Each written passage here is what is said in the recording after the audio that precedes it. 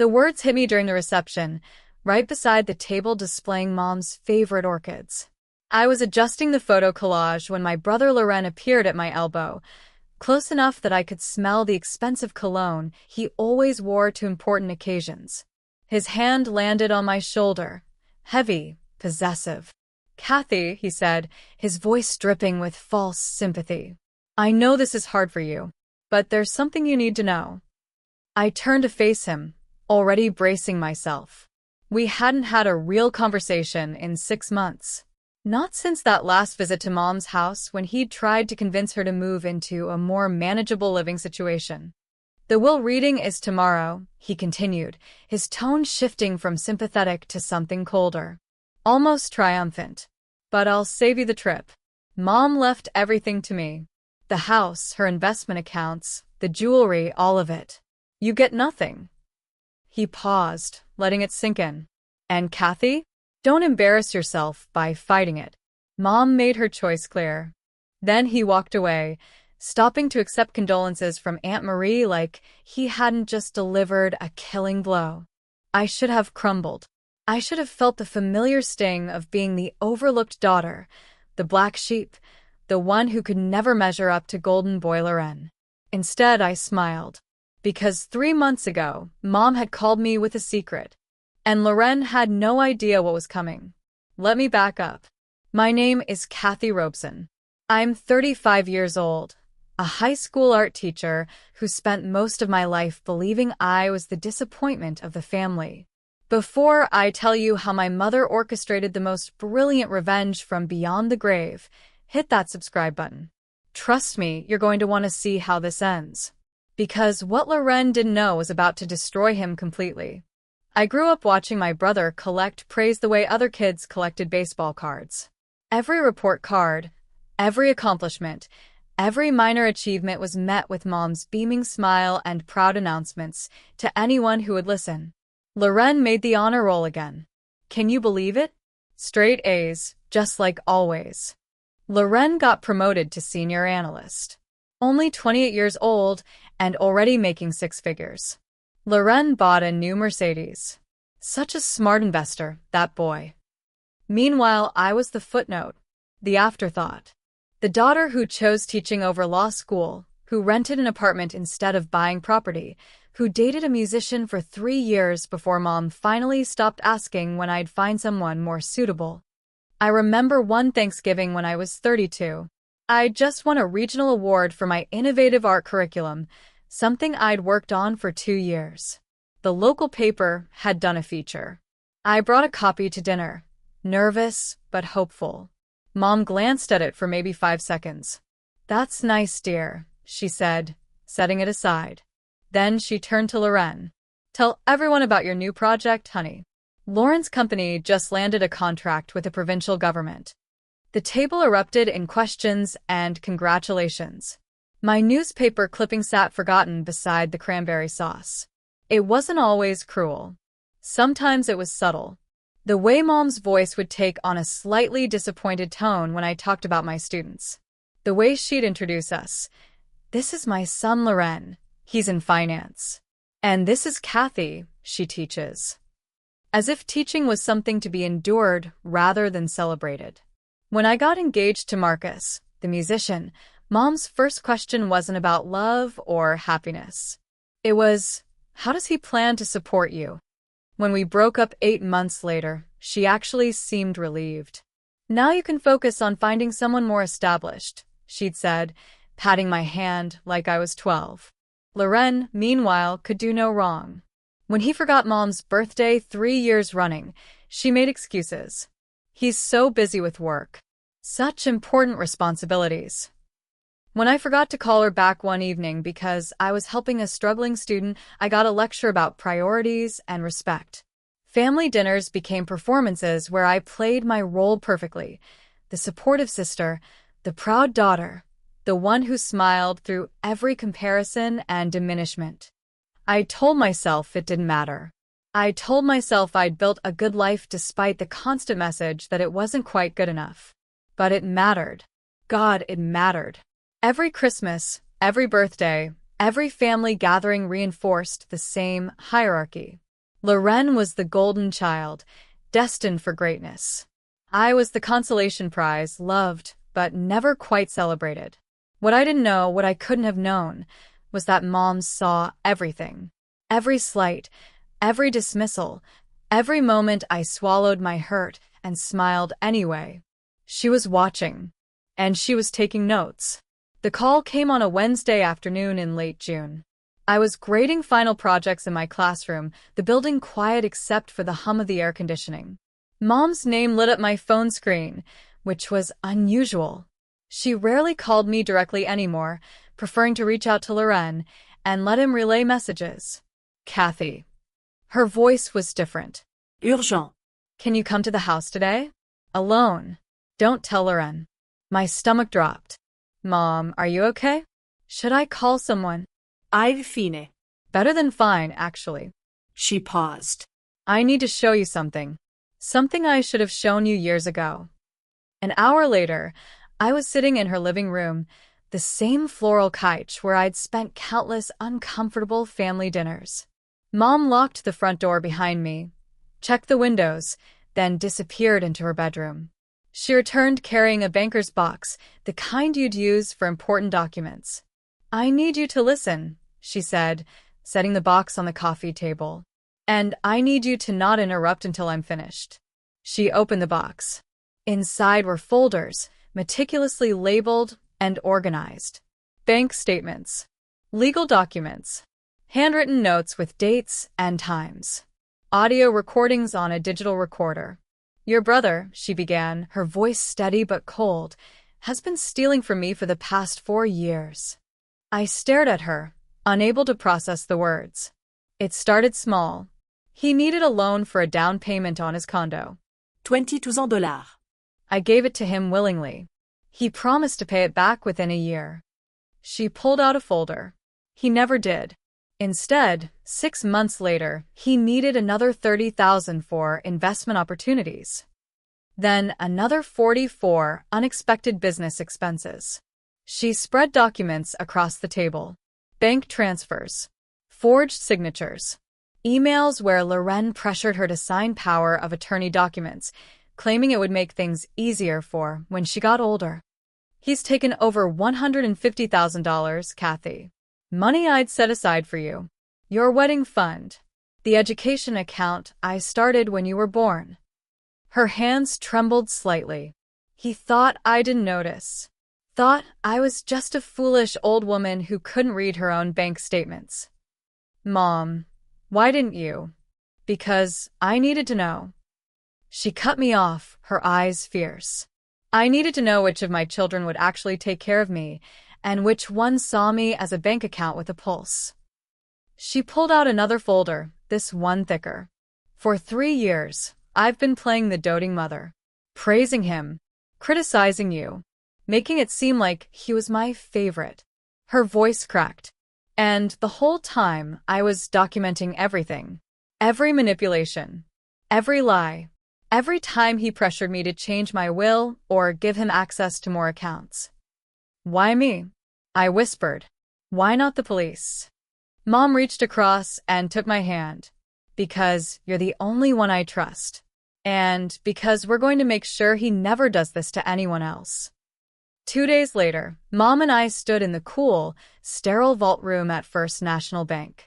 The safety deposit box attendant handed us box number 847 and discreetly left us alone in a small private room. Mom inserted her key with steady hands, then gestured for me to open it. Inside was a record of betrayal so methodical it took my breath away. The first document I pulled out was a copy of Mom's original will, dated 12 years ago. I scanned the pages until I found the asset distribution. Everything was split 50-50 between Loren and me. The house, her retirement accounts, her investments. Equal shares. My throat tightened. Keep looking, Mom said quietly. Beneath it was another will, dated 8 months ago. This one left everything to Loren. My name appeared only once, in a single line that felt like a slap. To my daughter Catherine Robeson, I leave my personal jewelry collection and the sum of $5,000. I never signed that, Mom said, pointing to the signature line. Look closer. I held it up to the light. The signature was good, almost perfect, but the ink was slightly different from the date written above it. And the notary stamp looked off, the edges too clean. He forged it. I breathed. 3 months ago, he brought documents for me to sign. Said they were for updated beneficiary forms on my investment accounts. I signed them without reading carefully. My mistake. She pulled out a small digital recorder. But I started recording our conversations after that. She pressed play.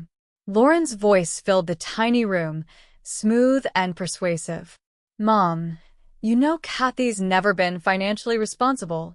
Remember how she stayed with that musician for years? The guy couldn't even hold down a steady job. If you leave her a large inheritance, she'll just waste it. Let me manage everything. I'll make sure she's taken care of. Loren, I don't think. Trust me, Mom. I'm the one with the MBA. I'm the one who understands money. This is what's best for the family. Mom stopped the recording. There are 17 more like that, each one more aggressive than the last. She pulled out a thick folder of bank statements, tabs marking specific transactions. Here's the $30,000 he claimed was for a business investment. I tracked it. He used it to pay off gambling debts. Another tab. This $45,000 was supposedly for his daughter's private school tuition. She goes to public school. I checked. Document after document painted the same picture. Wire transfers I never authorized. Checks with forged signatures. Statements from accounts I didn't know existed, all drained systematically over 4 years. This account, Mom said, her voice breaking for the first time, was your wedding fund. I started it when you were 16. There should be $68,000 in it. The balance showed $237. I looked at my mother, this woman I thought had never truly seen me, and realized she'd seen everything. She'd been protecting me the only way she knew how. What do we do now? I asked. Mom's expression hardened. Now? We build a trap. He can't escape. Margaret Walsh's office overlooked downtown from the 23rd floor, all glass and polished wood that spoke of serious money and serious consequences. Mom had chosen her carefully. Margaret specialized in elder law and estate fraud, and according to her website, she'd never lost a case. She listened to our story without interrupting, her expression growing darker with each revelation. When Mom finished, Margaret leaned back in her leather chair and steepled her fingers. Mrs. Robeson, what you're describing is elder financial abuse, forgery, and fraud. We could go to the police right now. I don't want right now, Mom said firmly. I want him to think he's won. I want him to feel secure in his theft. And then I want him exposed in a way he can never recover from. A slow smile crossed Margaret's face. Then we'll need to be strategic. Over the next 2 hours, we built the trap. Margaret would draft 2 wills. The first, the decoy, would leave everything to Loren except for a token amount to me. It would be properly executed, notarized, and filed with the court. Loren would find it easily when the time came, exactly where he expected it to be. He'll think you fell for his manipulation, Margaret explained. That you really believed he was the better steward of your assets. The second will, the real one, would restore the original 50-50 split and include detailed documentation of Loren's theft. But this will wouldn't surface immediately. It would remain sealed in Margaret's office safe, along with all the evidence from the safety deposit box. Here's the crucial part, Margaret said, looking directly at Mom. When do you want the truth revealed? Mom didn't hesitate. At my funeral. I want it read in front of everyone. Family, friends, everyone who watched him play the devoted son while he robbed me blind. That's dramatic, Margaret noted. That's the point, Mom replied. Loren has spent years crafting his image as the successful, caring son.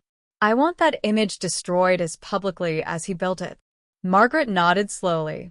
We'll need cooperation from the funeral home. And we'll need to notify the police beforehand so they can be present. This will be a public accusation of serious crimes. Good, Mom said. We spent another hour working out the details. Margaret would hold power of attorney for healthcare only, preventing Loren from making any medical decisions. All financial accounts would be frozen upon Mom's death, requiring both Margaret and the executor to release funds. The funeral home director would be briefed and paid in advance to ensure he'd follow through with reading the letter. Mrs. Robeson, Margaret said as we prepared to leave, I have to ask, are you certain about the timing? Once you pass, you won't be here to see justice served. Mom squeezed my hand. I won't need to see it. Kathy will see it for me. And that's enough. We signed the papers that afternoon. The trap was set.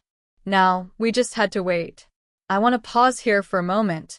If this story is resonating with you, if you've experienced family betrayal or felt unseen by the people who should love you most, you're not alone. Hit that subscribe button and drop a comment telling me your story. This community sees you. Now back to what happened next. Mom's cancer diagnosis came 6 weeks after we met with Margaret.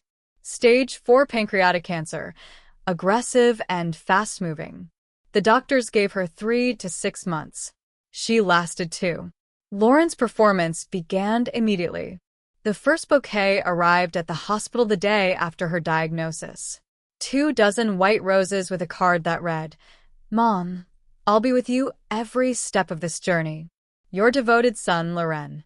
He posted a photo of them on Facebook with a lengthy caption about how cancer doesn't discriminate and how he was taking family leave to care for his mother. The post got 300 likes. I visited that evening after my last class, carrying the mystery novels Mom loved and her favorite lavender lotion. She was sitting up in bed, staring at the roses with an expression I couldn't quite read. He hasn't actually been here yet, she said quietly. Just had them delivered. He showed up 2 days later with a photographer friend. They spent 20 minutes setting up the perfect shot, Loren holding Mom's hand, his face arranged in an expression of tender concern, soft light filtering through the hospital blinds. The photo appeared on his Instagram an hour later. Spending precious time with Mom. Cherish your loved ones.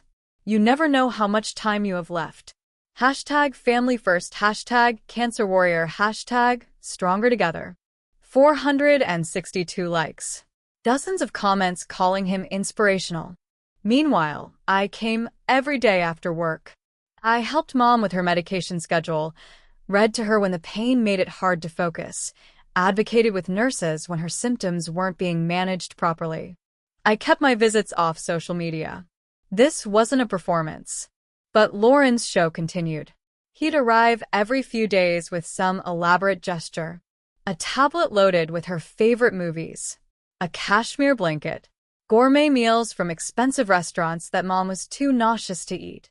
Each gift came with a photo opportunity and a heartfelt social media post.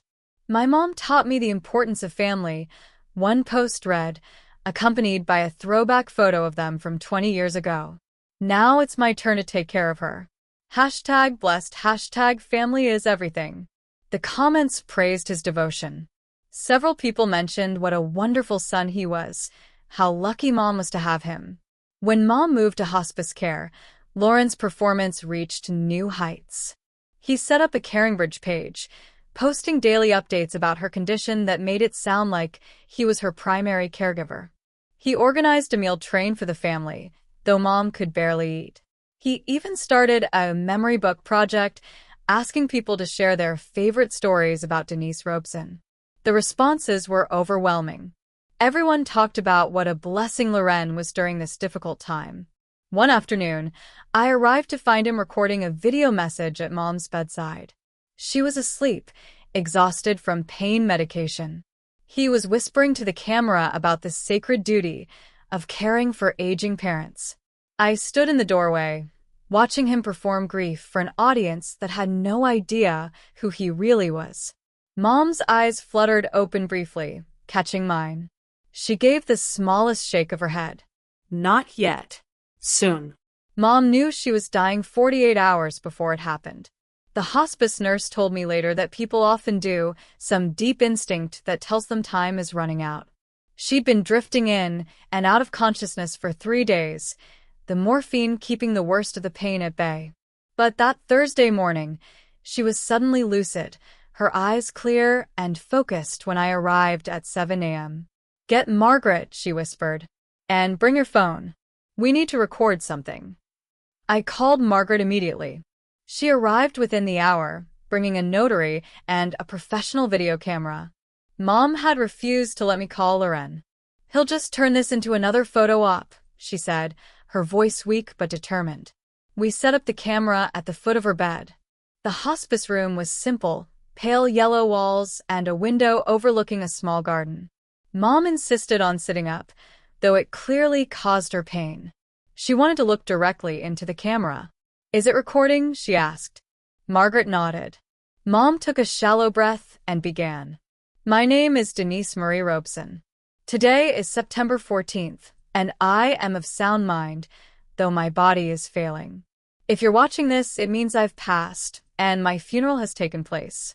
It also means my son Loren has likely spent the last few days performing his grief for an audience, claiming to be the devoted son who lost his beloved mother." Her voice grew stronger, anger giving her energy. "The truth is, Loren has been systematically stealing from me for 4 years. He has forged documents, manipulated my finances, and taken over $150,000 that was meant for his sister, Kathy. Money I saved for her education, her wedding, her future. He convinced me to trust him with financial decisions, then used that trust to rob me blind." She detailed it all. Every forged signature, every false loan, every lie he'd told. She held up documents to the camera, showed bank statements, played audio recordings of his manipulations. 23 minutes of methodical, devastating testimony. "I could have gone to the police," she said near the end, her breathing labored. "But I wanted him to think he'd won. I wanted him to feel secure in his theft, to celebrate his manipulation, to post his fake grief on social media for the world to see." She looked directly into the lens. "And then I wanted everyone who praised him, everyone who called him a good son, everyone who believed his performance, to know exactly who he really is." She paused, gathering strength for her final words. "Loren, if you're watching this, know that your sister knew everything. She helped me document your crimes. She held my hand through my final days while you held your phone, taking pictures of a devotion you never felt. You chose greed over love. I hope it was worth it." The recording stopped. Mom collapsed back against the pillows, exhausted but satisfied. She died 36 hours later, with me holding her hand. Loren arrived 20 minutes after she passed, just in time for the final photo. St. Michael's Church was packed. Mom had lived in this neighborhood for 40 years, taught Sunday school, volunteered at countless community events. The pews overflowed with people who genuinely loved her, who had no idea what was about to unfold. I sat in the front row, wearing the navy dress Mom had picked out 3 weeks before she died. In my lap was a cream-colored envelope from Margaret Walsh, sealed but weighted with purpose. Margaret herself sat 3 rows back, her expression professionally neutral. 2 men in plain clothes sat near the exits. Detective Morrison and his partner. Waiting. Loren sat beside me, dabbing at his eyes with a monogrammed handkerchief. He'd worn his most expensive suit, the charcoal Tom Ford he usually reserved for important client meetings. His grief was impeccably styled. The service proceeded with hymns and readings. Aunt Marie spoke about Mom's kindness. Her best friend Barbara shared stories from their book club. Each memory was genuine, warm, completely unaware of the storm gathering. Then it was Loren's turn. He walked to the pulpit slowly, shoulders slightly hunched, projecting the weight of loss. He placed his notes on the lectern, looked out at the congregation, and let a single tear roll down his cheek before speaking. "My mother," he began, his voice breaking perfectly, "was the strongest woman I've ever known." I gripped the envelope tighter. She taught me everything about integrity, about responsibility, about what it means to be there for family. He paused, seemingly composing himself. These last few months, as her health declined, I had the privilege of being her primary caregiver, of holding her hand through the hardest moments, of making sure she never felt alone. Several people in the congregation murmured sympathetically. Someone behind me sniffled. Mom always said I was the son she could count on, the one who understood responsibility, who would carry on the family legacy. His voice grew stronger, more confident. She trusted me with her final wishes, with managing her affairs, with ensuring her memory would be honored properly. He looked directly at me then, just for a second. A flash of triumph in his eyes that no one else would catch. In her final days, she told me she was proud of the man I'd become. Proud of how I'd taken care of her, how I'd put my own life on hold to be present for her. He wiped his eyes again. That's a gift I'll treasure forever. Knowing that when she closed her eyes for the last time, she knew her devoted son was right there beside her. The lie was so complete, so perfectly delivered, that half the congregation was crying. Loren returned to his seat, accepting whispered condolences from the people around us. He squeezed my shoulder, a gesture that looked comforting but felt like ownership. "Beautiful service," he whispered. I smiled. It's not over yet. The reception at Meadowbrook Community Center should have been somber and peaceful. Tables laden with casseroles and desserts, photo collages celebrating Mom's life, soft classical music playing in the background. People milled about sharing memories, their grief genuine and raw. That's when Loren found me by the orchid display. His declaration came with surgical precision, designed to devastate. "You get nothing." The words hung in the air between us, his smirk barely concealed behind false sympathy.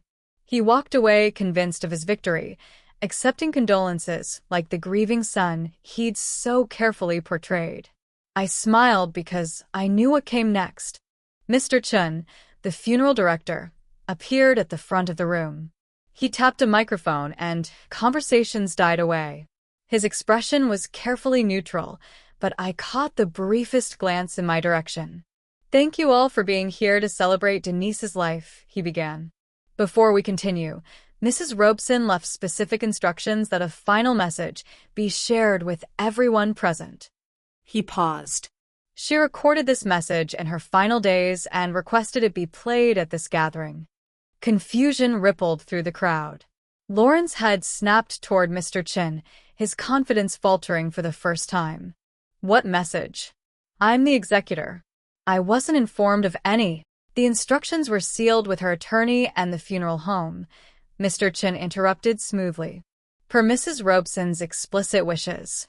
A screen descended from the ceiling. The lights dimmed. And there was Mom, propped up in her hospice bed, looking directly into the camera with eyes that were clear and determined. The room went completely silent. "My name is Denise Marie Robeson."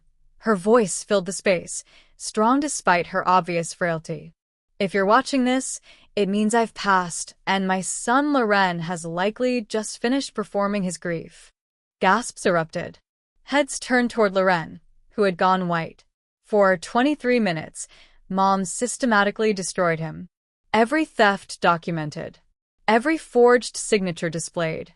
Bank statements filled the screen showing transfers he'd claimed were loans. Audio recordings played of him manipulating her, his voice smooth and persuasive as he convinced her to trust him with her finances. $150,000, Mom's voice stated. Stolen from accounts meant for my daughter Kathy. Money I saved for her education, her wedding, her future. People were openly staring now.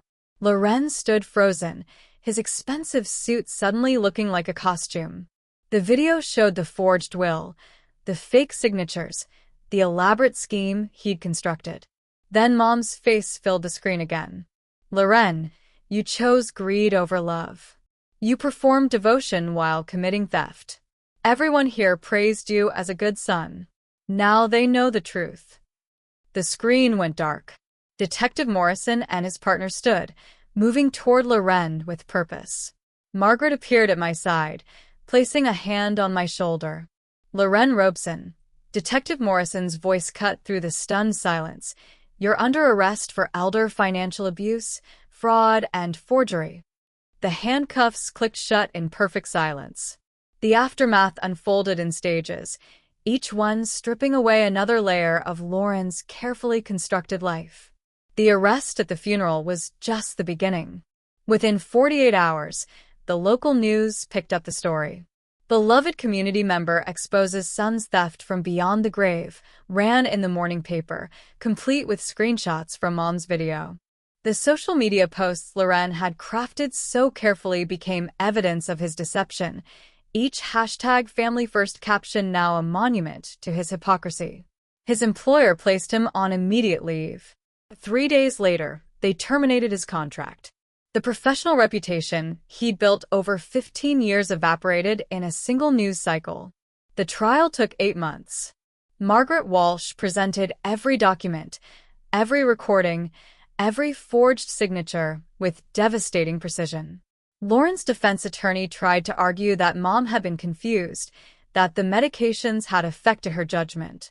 Then the prosecution played the video again, showing a woman who was weak in body but absolutely clear in mind. The jury deliberated for 3 hours. Guilty on all counts. 5 years in prison, restitution of $150,000 plus interest, and a permanent record that would follow him for the rest of his life. I didn't attend the sentencing. I'd said everything I needed to say in my victim impact statement, read aloud in court while Loren stared at the floor. I told them about growing up in a shadow, about learning my worth through mom's final gift of truth, about the money that was never really about money at all. The real will was executed without contest. I inherited the house, the investments, everything mom had wanted me to have all along. But more than that, I inherited her clarity, her strength, her refusal to let cruelty win. 6 months after the trial concluded, I stood in the community center where mom's funeral reception had taken place. This time, the room was filled with social workers, elder law attorneys, and families who'd experienced financial abuse. The banner behind me read, "Denise Robeson Foundation, Protecting Families, Honoring Truth." The foundation offered free legal consultations, financial literacy workshops, and support groups for victims of elder abuse. We'd already helped 12 families document abuse cases and recover stolen assets. Mom's story, painful as it was, had become a roadmap for others to follow. I kept mom's house but converted her bedroom into an office where I worked on foundation materials in the evenings. Sometimes I'd sit at her desk and feel her presence, her approval, her love that I'd spent so long believing was conditional. She'd seen me all along. Every accomplishment I'd minimized, every moment I'd felt invisible, she'd been watching and documenting and planning. The years of apparent favoritism had been the longest con, designed to catch a thief and free a daughter. The golden child got a prison cell. The black sheep got her mother's true legacy. And in the end, that made all the difference. Justice served. But this isn't the only story of families hiding dark secrets and revenge served cold. If you want more stories like this, subscribe now. Next week's story will shock you even more. Hit that bell so you don't miss it.